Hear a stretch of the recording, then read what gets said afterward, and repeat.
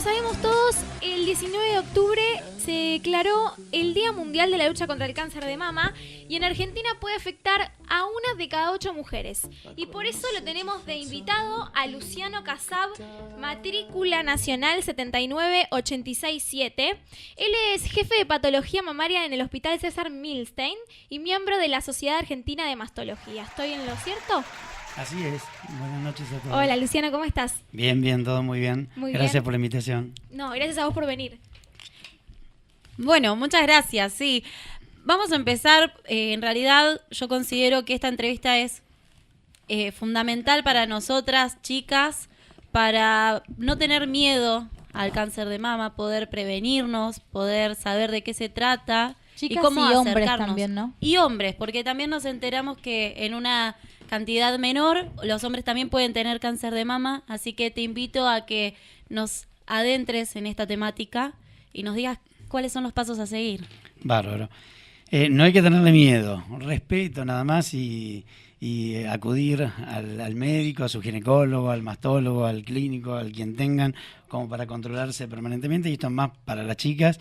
Que tienen que tener a su mastólogo. Hoy nosotros, desde la Sociedad Argentina de Mastología, tratamos de imponer al mastólogo, que es el que está más adentrado con los tratamientos, los últimos tratamientos, que son muy importantes porque avanzó muchísimo la terapéutica contra el cáncer de mama y los diagnósticos. Entonces, a veces el ginecólogo general, no por subestimarlo, pero a veces cuando uno abarca mucho, él no Poco puede, aprieta. claro, no puede tocar todos los temas y se nos pasan cosas como se nos pasan a todos. A mí yo soy ginecólogo y por ahí se me pasan cosas de ginecología que no hago a diario. ¿Por qué? Porque tengo una dedicación casi exclusiva a la patología mamaria. Con respecto a los hombres, por suerte, es menos del 1% del cáncer en general, y digo por suerte porque los hombres nos revisamos muy poquitos. Claro. Ustedes tienen la ventaja de que desde chicas ya su mamá las lleva y las lleva constantemente a la consulta médica, y después cuando empiezan a ciclar con las menstruaciones y su desarrollo, es como que están permanentemente con el ginecólogo, ya está, lo tienen bien adiestrado eso. En cambio el hombre no, el hombre cuando aparece una patología en el hombre se diagnostica siempre tarde, porque podemos tener un granito, un nodulito en la mama y no le damos bolilla, pensamos por ahí que es de grasa, o ni pensamos, no lo vemos, hasta que empieza a crecer, a molestar, a doler, o a ulcerarse, o a manchar la remera, y es ahí cuando consulta al médico y desgraciadamente se llega siempre tarde. Pero bueno, por suerte con las pacientes del sexo femenino no pasa esto. Hay muchas campañas, es muy importante el diagnóstico precoz, esto siempre hay que remarcarlo constantemente, que la paciente debe hacerse el autoexamen. El autoexamen, todas las preguntas en todos los congresos y en todas las charlas es si sirve para algo o no. Ajá. Sirve para que ustedes aprendan a tocarse las mamas y para aprender a tocarse lo que es normal. Sí. Y ante una anormalidad poder descubrirla y no hacer diagnóstico. ¿Qué Ir al sería esa ginecólogo. anormalidad? Y algún Explícanos. bultito, alguna retracción, algo que llame la atención. Por eso es necesario tocarse habitualmente las mamas y revisárselas. Principalmente le aconsejamos después de la menstruación, una vez finalizada, que es cuando más deshinchadas están. Claro. Porque en el estado premenstrual ustedes se van a tocar y van a encontrar un montón de nodularidades, entonces se van a alarmar. Después de la menstruación es cuando ahí se produce la descongestión, se pierde líquido, las mamas se adelgazan un poquito y es más fácil tocar nodularidades. Yo tengo una pregunta, porque bueno, se recomienda en estos casos hacer una mamografía anual, pero a partir de cierta edad, a partir de los 35-40. Yo quiero saber de los 18 a los 30, ¿por qué no mamografía y cuál es el estudio que me tendría que hacer para saber si tengo algo o no? Claro, la mamografía no se hace cuando son jovencitas es eso, de 18 hasta los 30, 35 años, porque la glándula mamaria es muy densa.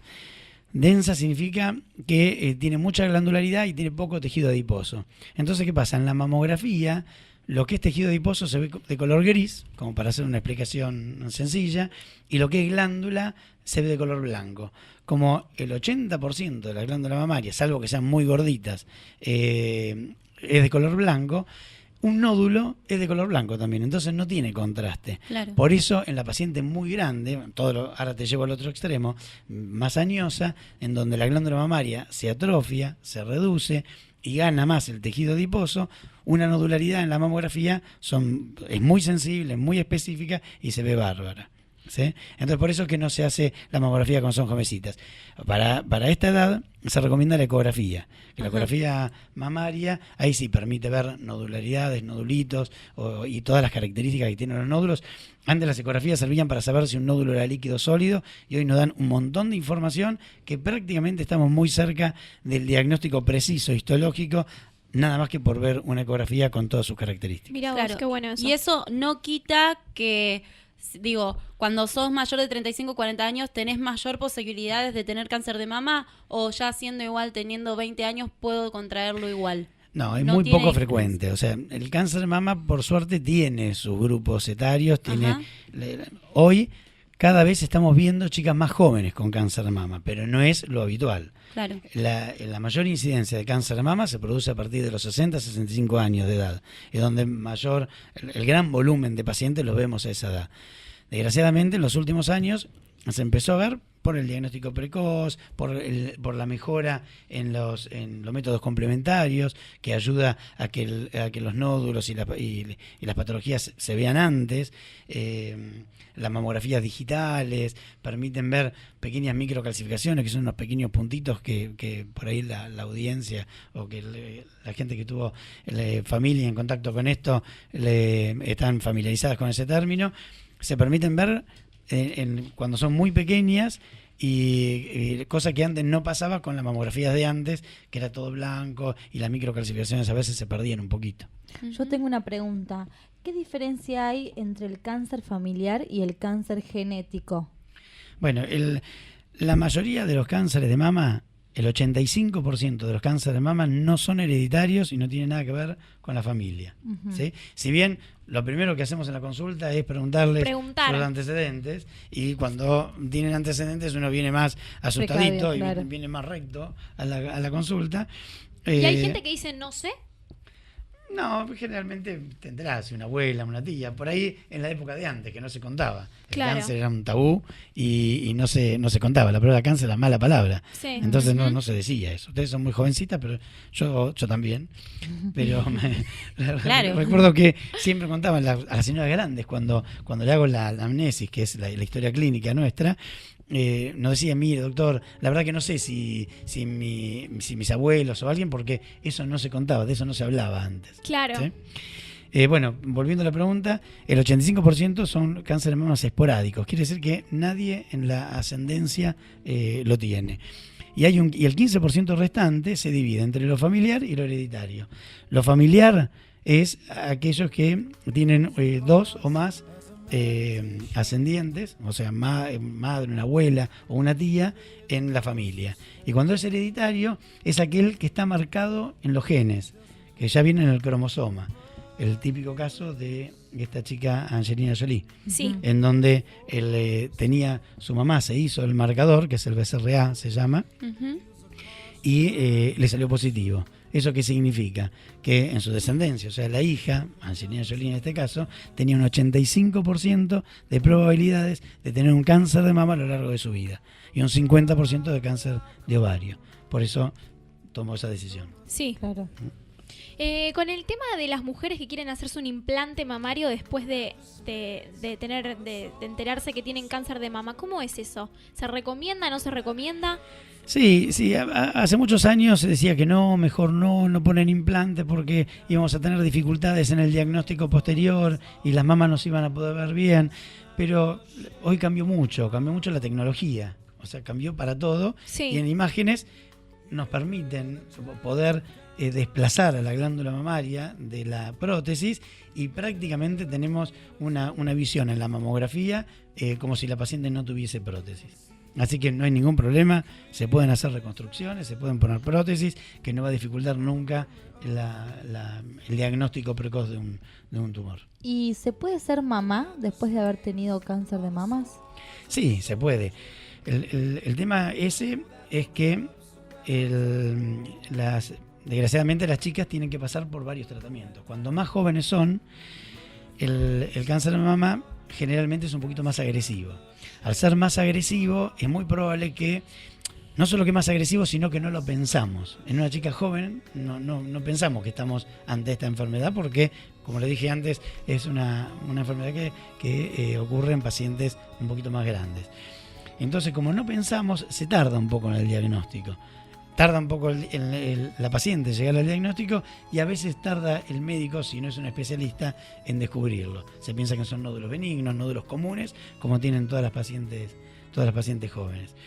Entonces, ¿qué pasa? Una vez que operada la paciente y resuelto el tema quirúrgico, vienen otros tratamientos, que son la quimioterapia, la radioterapia. Entonces, hay una etapa en donde no se puede estar fértil porque estamos anulando con la quimioterapia la función del ovario. Hay drogas que pueden llegar a protegerlo mientras que uno está haciendo la quimioterapia, pero bueno, hay un tiempo determinado en que no se puede, no lo aconsejamos porque si no habría que interrumpir el tratamiento. Y los óvulos que se van a producir en esos momentos son óvulos que por ahí tienen mala calidad y la chance de no llegar a término un embarazo es más alta. Entonces, pero pasado un tiempo, tranquilamente se puede ser mamá y no empeora el pronóstico del cáncer de mama. ¿Y si se descubre estando embarazada? Ese es otro tema, es otro capítulo aparte, que es cáncer de mama y embarazo, en donde acá sí, desgraciadamente, a veces llegamos un poquito tarde. ¿Por qué? Porque la mama aumentó su volumen 2, 3 y 4 veces, está muy congestiva, está llena de nódulos que son nódulos lácteos, la glándula está con una tumefacción muy importante, una congestión muy importante, que hace muy difícil al tacto encontrar una nodularidad. Y cuando la encontramos, sí, encontramos un montón. ¿Y cómo se sabe si es un nódulo o es un quistecito que tiene leche adentro? En esa época no se hacen estudios de prevención. No se va a hacer una mamografía ni se va a hacer una ecografía, salvo que se detecte algo en donde no le tengamos confianza o tenga un cierto grado de sospecha. Entonces ahí sí vamos a hacer una ecografía mamaria y bueno, no va a llevar al diagnóstico preciso. ¿Esto afecta al bebé? ¿Qué cosa? El cáncer de mama, pero ya embarazada, No, ¿puede afectar al bebé? No, para nada. Lo que pasa es que, bueno, ahí va a estar interrumpida la lactancia porque la paciente tiene que hacer un tratamiento. No se puede continuar y hacer caso omiso al diagnóstico. Y yo tengo una pregunta. Vos hablabas del acompañamiento de todos los tratamientos que se tiene que hacer. El acompañamiento psicológico supongo que es un eje transversal, claro, en todo el procedimiento. Sí, principalmente cuando se trata de chicas jóvenes, que pensar que se pasa por varias etapas. Una cirugía, no te cuento si la cirugía conlleva a una mastectomía. A eso quería llegar. A la extirpación de la mama. No es fácil tener que cargar cuando uno es jovencito. Cuando yo hablo con pacientes muy grandes y le digo de hacer una reconstrucción, me dicen, no, doctor, ¿para qué? A esta altura no se la tengo aquí mostrar. Pero en una chica joven es totalmente diferente. Es su cuerpo, es un órgano que pasa por la seducción y tiene mucha implicancia emotiva. Entonces, por suerte hoy hay reconstrucciones que se hacen inmediatamente y eso un poco lo podemos llegar a subsanar. O sea que se puede salir del quirófano ya con un implante. Con un implante puesto, tranquilamente. ¿Y hay personas que optan por sacarse las dos? Mira, después del tema Angelina Jolie, eso se puso muy de moda y sí. Es una de las cosas que la paciente lo plantea muchísimo. Y cuando yo le explico, no tiene por qué, no tiene necesidad. Primero que el cáncer bilateral no es tan frecuente.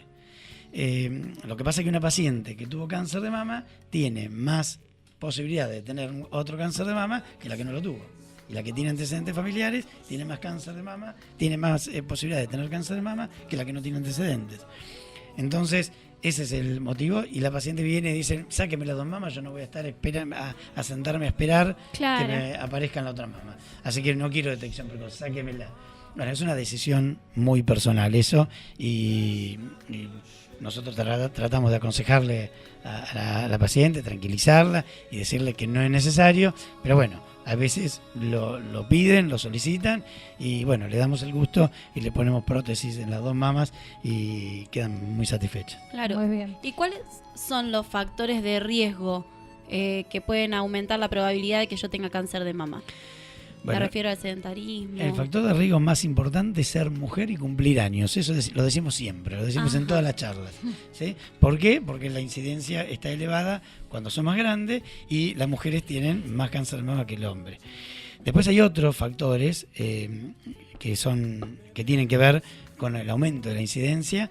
Uno es la terapia hormonal. Hay pacientes que cuando llegan a la menopausia tienen mucha sintomatología y hace unos años atrás, unos 15 años atrás, le damos sin desperdicio, le damos a todas las pacientes sin tener ningún tipo de reparo, le damos hormonas a todas las pacientes para que se sientan mucho mejor.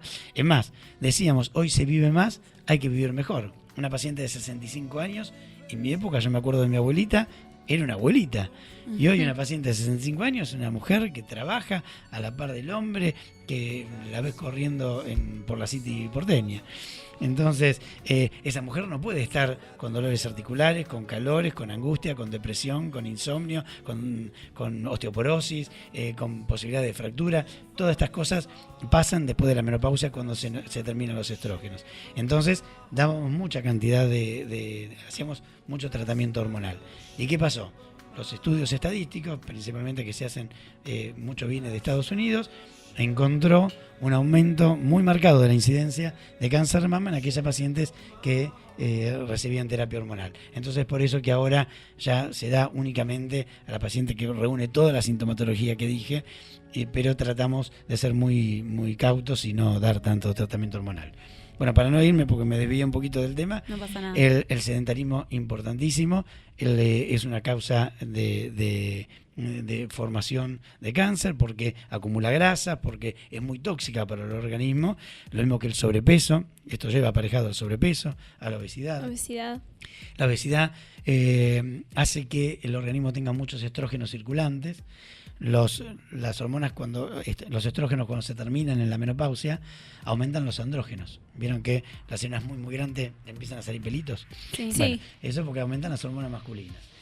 La paciente obesa hace que en la grasa, que es el tejido periférico, esos andrógenos se transforman en estrógenos. Y esos estrógenos circulan libremente por el cuerpo. Entonces, a mayor exposición a estrógenos, hace que también un tumor que esté por crecer, crezca más rápido o tenga mayor incidencia. Las comidas, las dietas tienen mucho que ver también. Todo lo que es grasa animal, fritos, grasas saturadas, todo esto tiene relación. Siempre tratamos de decirle a la paciente que tiene que hacer mucha actividad física, no tiene que ser sedentaria, comer frutas y verduras. Hay algunas frutas que están ligadas, la ciruela, la cereza, hace poquito hablé de ese tema, el ají. Tiene que ver con el aumento de los carotenos y eso tiene un cierto efecto protectivo en cuanto a la proliferación celular para el cáncer de mama.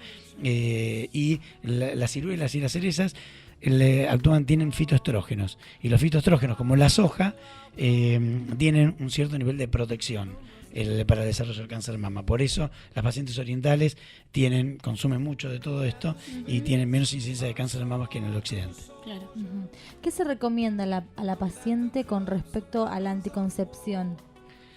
Los anticonceptivos, no hay un consenso general con respecto a si los anticonceptivos tienen alguna influencia o no. Primero, que las pacientes que toman pastillas anticonceptivas son muy jovencitas, por lo tanto no están en la edad del aumento de la frecuencia de cáncer de mama. Y lo que sí decimos es que no hay que pasar los 10 años de toma anticonceptivas en su vida. El pasar los 10 años de tratamiento anticonceptivo sí tendría un aumento de la incidencia en cáncer de mama. O sea, lo mejor es hacer un respiro y hacer volver a- descansos, no tomar en forma continua y tratar de por ahí mezclar métodos, hacer 3-4 años de pastillas anticonceptivas, cambiar a otro, al DIU o al diafragma o a lo que quieran usar, después volver, pero no hacer 10 años corridos, eso sí tiene un leve aumento de la incidencia de cáncer. Los que no están de acuerdo con ¿El esto... DIU no es para las que ya fueron mamás? Bueno, eso es un antiguo mito que quedó medio inculcado Sí. por ahí en ginecólogos y en pacientes, en que el DIU se coloca únicamente cuando tenés mamá. Una de las causas es que el DIU predispone a las infecciones. Entonces, si vos no fuiste mamá Sí. y tenés un DIU y por ahí en una etapa de la vida en donde la frecuencia de las relaciones sexuales son más frecuentes, perdón por valga la redundancia, y por ahí cambiás de parejas sexuales más seguido, entonces son más proclives a las infecciones. Entonces ahí por ahí no estaría tan aconsejado cuando en edades muy tempranas, ¿sí? Hablo de edades muy tempranas hoy, 18, 20, 22, 25, ¿no? Sí. Eso. Bueno, yo tengo una pregunta. ¿Qué posibilidades tengo de cura del cáncer de mama? O sea, ¿son altas las posibilidades de que, bueno, desaparezca? Altísimas, así dejamos tranquilos a todos los que nos están escuchando. Altísimas si se detecta a tiempo. Lo más importante de todo es el diagnóstico precoz. Para el diagnóstico precoz hay que concurrir al mastólogo, hacerse la mamografía en la época en la época de edad que están, hacerse los controles con ecografía, con lo que sea, pero revisarse y si uno puede hacer un diagnóstico precoz, llegar a un nodulito cuando no supera el centímetro, las chances de curación son altísimas, casi superiores al 90%. ¿Sí? Diferente es cuando la enfermedad pasó. Nódulos de 6, 7 centímetros, que esto lo vemos también a diario, desgraciadamente, con ulceraciones de piel y con ganglios comprometidos. Entonces ahí alguna célula ya de esa zona se escapó. Y la célula que se escapó es más fuerte a los tratamientos. Entonces hay que tratar de quedarse con esto. El diagnóstico precoz es el que va a salvar la vida. Ujú. ¿Cómo influye la vitamina D, que es la del sol, no? La vitamina D tiene muchas propiedades, la más importante de todas es con los huesos. ¿Por qué? Porque la vitamina D hace que el calcio se absorba en el hueso, penetre al hueso y tenga más absorción y los huesos estén más fuertes, entonces se puede evitar la osteoporosis. Por otro lado, la vitamina D tiene acción antineoplásica. Entonces de ahí es que se le atribuye un cierto efecto protector también para el cáncer de mama, como a todos los cánceres en general. Está ligado a un cierto efecto antineoplásico, por eso es bueno tenerla alta. Que hoy no sé qué pasa, que todo el mundo la tiene baja. Hay una epidemia de esto, de ¿Ah, sí? hipovitaminosis D. Sí, hay que tomar Poco más sol. sol. Sí, lo que pasa es que esto no quiere decir que mañana tienen que subir a la terraza y Claro, quedarse no como lagartos. insolarse. Claro, 1 hora y media. Con 15 minutos diarios que el sol pegue en el cuerpo, es suficiente como para la buena absorción de calcio en los huesos. Bueno, yo y hace mucha poco actividad física. También estuve en Ushuaia y allá nos contaban que como no tienen mucho sol, todos sus primeros años hasta la adolescencia tienen que tomar vitamina en pastilla, digamos, vitamina D, por la falta de sol. Claro. O sea, lo importante que es en el crecimiento esa vitamina. Sí, por supuesto. Hay países que no tienen sol. Claro, directamente Londres, que viven Dinamarca. su vida Y tomando vitamina D. ahí sí, la hipovitaminosis es baja y la osteoporosis, el aumento de osteoporosis tiene una incidencia más alta que en el resto. Volviendo a los hombres, el cáncer en el hombre, si el antecedente es una mujer, ¿puede tenerlo igual? Si el antecedente familiar es una mujer. Sí, lo que pasa es que el cáncer de mama en el hombre no es gratis. Viene aparejado de, puede haber alguna relación hereditaria. ¿Sí? Generalmente el cáncer de mama del hombre es raro que no haya nadie en la familia que lo tenga. Obedece está muy relacionado con el cáncer de mama familiar y el hereditario. Cuando yo les dije al principio del BCRA, el marcador ese que está involucrado en los genes, el BCRA 1 y 2, está ligado también al cáncer de mama en el hombre. Entonces, una jovencita que tiene a su papá con cáncer de mama, tiene más posibilidades de tener un cáncer de mama ella que si lo tuviese su mamá. Mirá. ¿Sí? Sí. ¿Sí? Porque tiene una influencia hereditaria más importante, tiene mayor peso. Mira vos. Sí. Bueno, así que bueno, ahora ya sabemos, no hay excusas, es una vez al año la invitación de poder hacernos el chequeo. Es así. Por supuesto que una vez al año alcanza y sobra. Ningún tumor crece de un día para el otro, se necesita mucho tiempo para que se desarrolle y mucho tiempo también para hasta verlo, ¿no? En la mamografía. Cuando decimos que cuando un tumor tiene 1 centímetro, hace 5 o 6 o 7 años que está creciendo. Wow. Así que por eso el diagnóstico precoz con la mamografía es fundamental. Bueno, así que ya están escuchando por ahí a correr la voz, que para eso también está este mes, que se usa la cintita rosa también en símbolo al cáncer de mama para poder hacernos los estudios. El mes rosa. El mes rosa. Así